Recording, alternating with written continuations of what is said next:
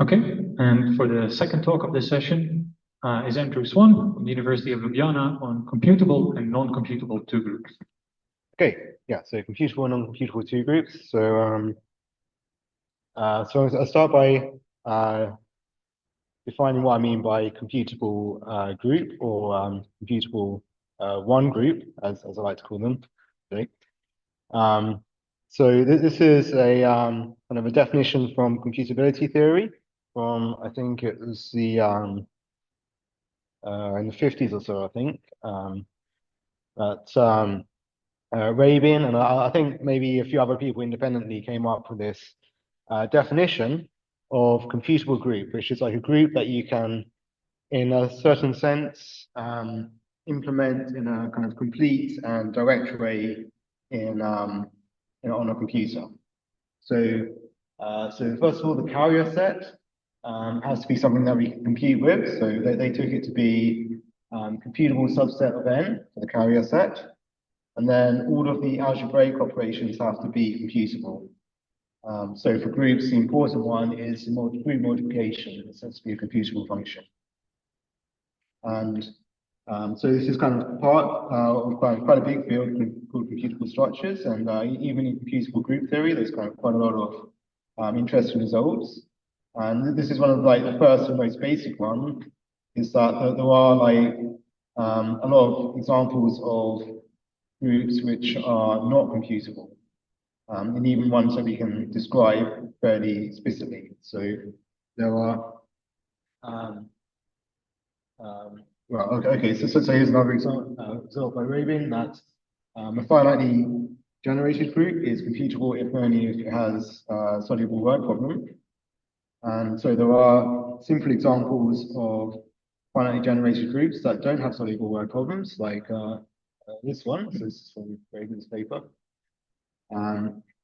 These provide examples of finitely generated groups that are not computable. There are also finitely presented groups which are not computable, but these are like a bit more complicated too. So the aim for this work is to generalize the idea from one groups to two groups. So two groups are the simplest higher dimensional generalization of groups.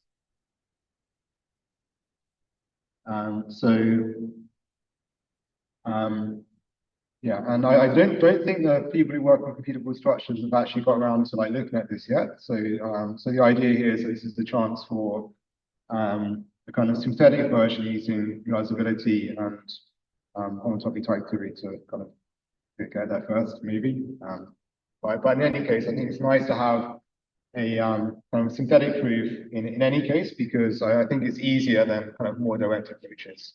So, so the aim is to first of all use a very kind of simple and natural definition of two group from homotopy type theory. So this is from, so I think this is first in a paper by Buckholz from Swan in America. And this is going to be combined with ideas from synthetic computability theory.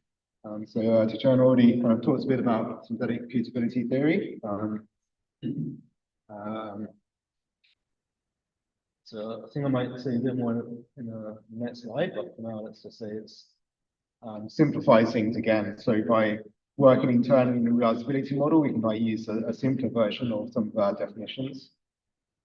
And oh yeah, and there are realizability models of like both of these things at once. So cubical assemblies. It's like a model of where we're going to be working. And oh yeah, also I'm going to use some kind of recent results by Genoa, who kind of followed some kind of classic high dimensional group theory by someone called Swan to get kind of a more algebraic description of what's going on, kind of more similar to what computable structure people might be interested in. Okay, yeah, so here is my slide. So going over synthetic computability again. In kind of classical computability theory, we have this special class of functions from end to end that we call computable functions. And then we have to like, if we want to work with computable functions, we always have to like carry around the fact that some of our functions have been labeled as computable, and these are like special ones that we have to kind of take care of. And for functions in general, also non-computable ones. And I kind of want to stress the point of view that in synthetic computability theory, we have the same theorems. Like so, it's not like we're doing something different to computability theorists, but we're just looking at everything from a different perspective.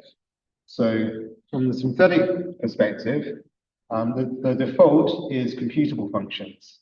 So if we're just looking at all functions from end to end with like no further, nothing further said, then these are computable. And then we formalize this with this axiom of Church's thesis, which just asserts that all functions from end to end are computable. And then so this holds in reusability models like the effective topos and like Q-topos like this. And then, well, we still have non-computable functions, but we need to, these are the ones we need to define because these are like the non-default options. But as Titan said, we can do this nicely using modalities. And we take this modality nabla of double negation chiefification. So we can think of this as a kind of modality that kind of strips away all of the computational information from a type and just leaves like the so when we work with the business model, we can think of every element of every type being labeled with like a natural set of natural numbers, and like nabla kind of strips away all of this information, and we're just left with the underlying set. So we no longer have to like compute anything to construct an element. But we still have to uniquely define stuff. Still have to like give a definition for construct something from nabla. So in particular, we can define an element of nabla 2, which is 0 if the nth Turing machine holds and 1 if it does not hold. So that's an example of something which is nabla 2 but not 2.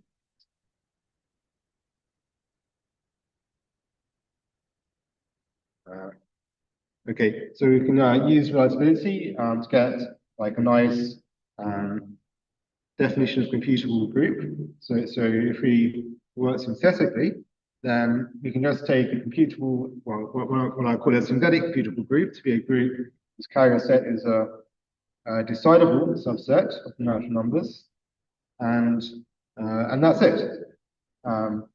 So we just have this definition on the carrier set, and it's a simpler definition because we're no longer asking it to be a computable subset of n. We're just asking for it to be decidable subset of n, which is like a logical condition. So it's very easy to state in type theory. And we don't have to talk about the multiplication being decidable at all because that's the default if we don't say anything. By Church's thesis, it is computable and nothing to say otherwise. So we can just drop that from definition to get something simpler.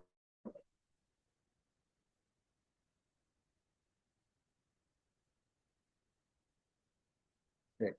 Right, yeah, so as I said, I'm going to use this definition of 2 group by Riker, Brockhaus, Van Horn, and Riker. So, so a group is a pointed, connected, one truncated type.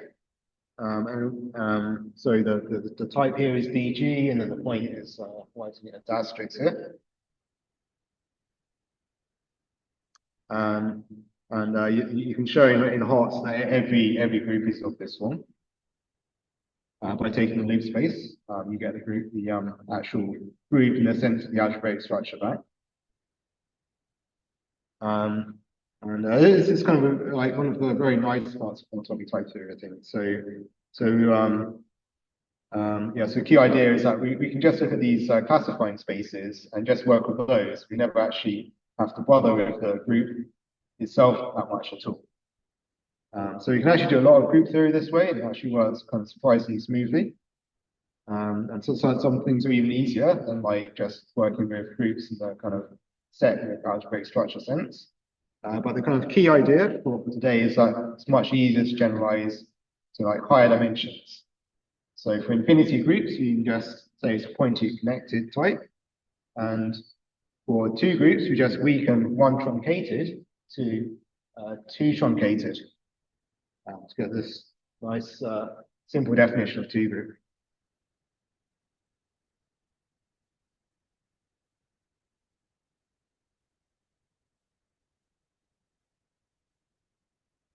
So we can also give this as like an algebraic way if you like. So we can do this using some recent work by Genoa, following the work of Sin, as I mentioned. So we can decompose a two group down as one group. Sorry, the one group G0, another one group G1, an actual G0 and G1, and this kind of last mysterious remainder term, sometimes called the Sin invariant. So this is an element of the third. So I think it's actually the reduced Gell-Hormone group. So it's a kind of third reduced Gell-Hormone group of this group action. Okay, so how do we get the computable version of this? Well, I just say that a computable two group is a pointed, connected, two truncated type, and such that the set of loops is, well, okay, so I want it to be countable, but well, I want it to be a decidable subset of n, but in particular that make it a set, and the loop space doesn't have to be a set for two groups, so we just take the set truncation. So the set truncation of the first loop space is a decidable subset of n, and and then the second loop space, well, this is always a set, and again, the second requirement is that this is also a decidable subset of the natural numbers. And again, just like with one group, you don't have to specify that any algebraic structure is computable, because it always is if you don't say anything, just by default. So in particular, we can show that this G0 and G1, these are both of them computable groups in the kind of classical computable structure sense. And more than that, we can show that the action of G0 and G1 is on G1 is a computable operation. So this is another computable function. And last of all, the Sin invariant also gives us some further algebraic structure, which again also has to again be computable, and again is automatically computable by Church's thesis. And so the way that we can view this as a computable function is to first convert it into what's sometimes called a normalized 3 co-cycle. And this makes it into a function from G0 cubed to G1. Then we can this function then has to automatically be computable.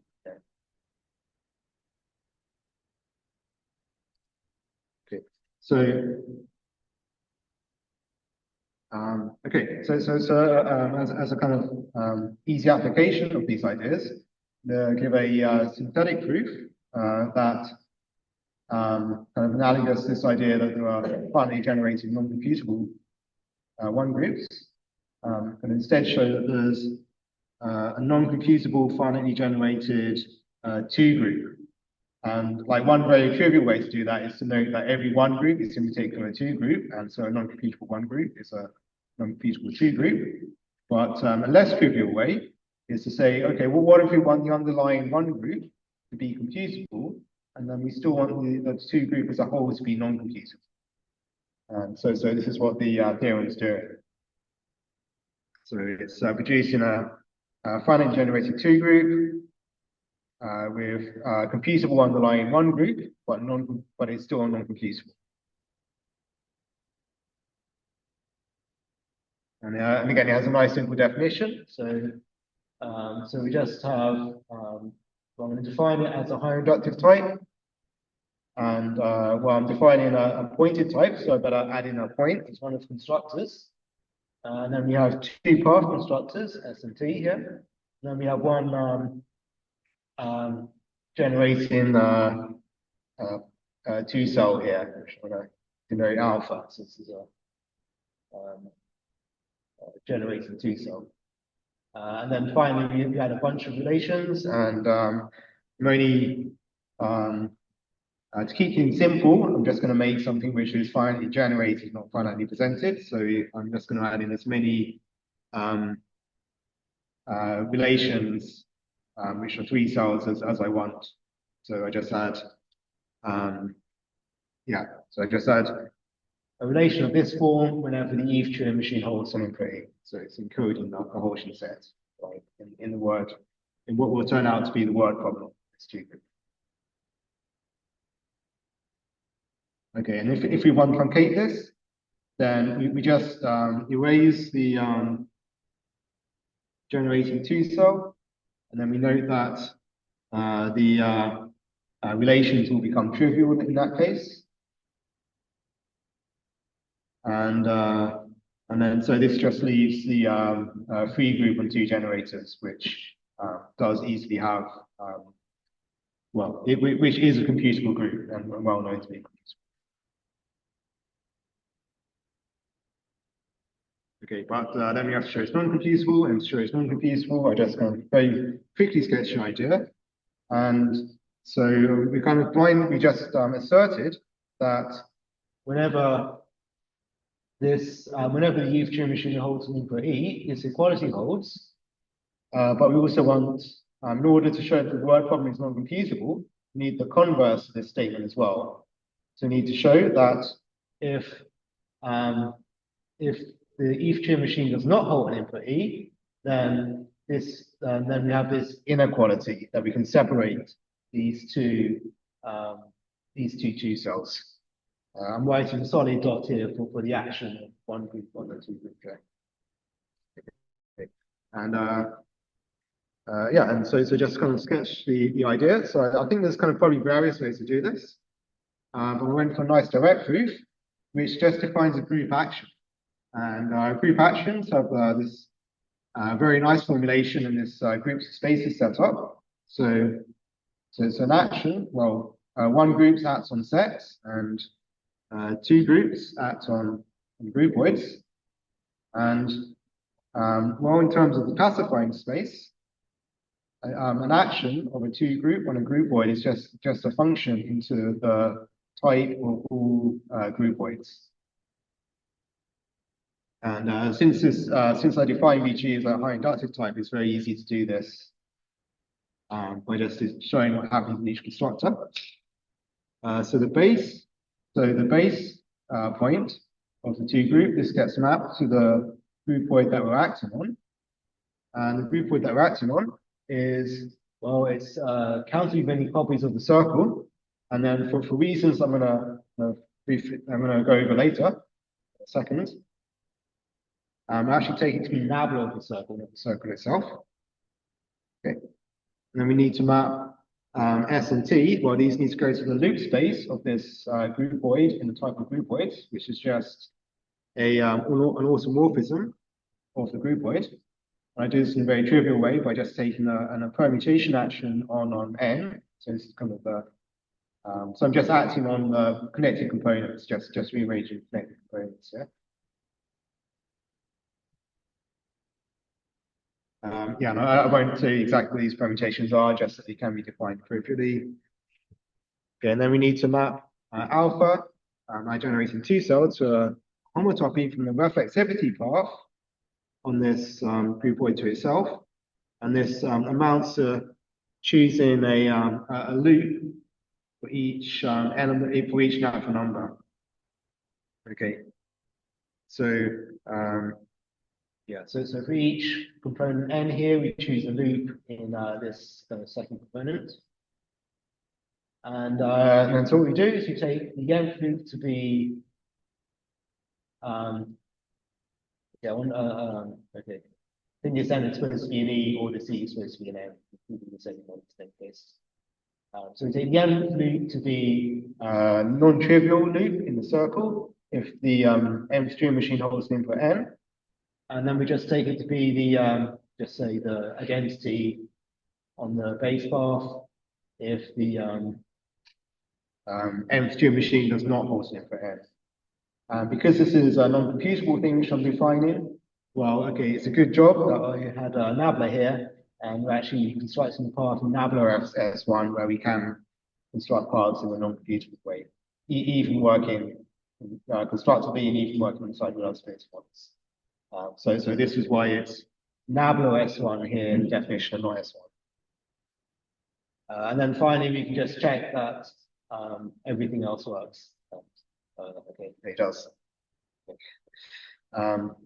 Yeah, so there's kind of still a few things to iron out here. So I think I have a fairly solid idea how to do both of these 1 and 2 points, which is just pinning down exactly what happens, because this correspondence between computable 2 groups and what you might call computable sim triples.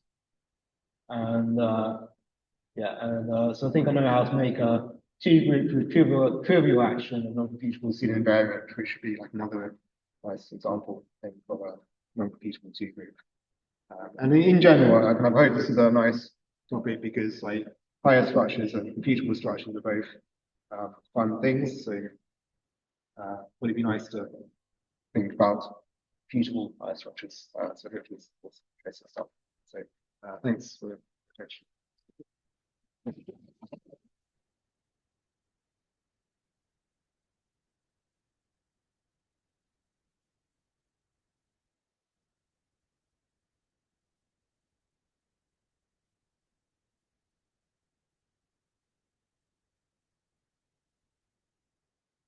My question is on the previous slide.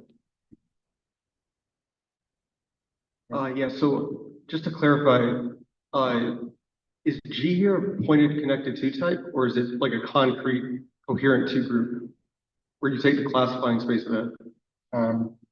Yes, so it's pointed connected to truncated type. Okay, but then BG is a hit. That is the class. Yeah, it's hit. So I think I missed out some constructors, which maybe confuse things. There should also be a truncation constructors as well to make it 2 truncated. I don't know if that answers questions, but so yeah. So we define BG as a hit, and then this hit will be a pointed connected 2 type. Okay, sorry, I missed that. Okay. Are there any questions? I'd like to ask a small clarification. So at the beginning, you had this definition of a computable 1 group, and you have that the multiplication operation is computable, I guess. Yeah. Right, but what about the inverses? Yeah, so you can show that's computable. From this data. Yeah, so you can even take it as part of the definition or not. Okay. So you can just kind of keep on. So the equality is decidable. So you just keep on trying things until you get something which multiplies to the identity. Right. Yeah, I was thinking about that, but I thought it might give you something like computably enumerable, but maybe not. We're allowed to assume Mark was meant to. Okay. Thanks. Other questions?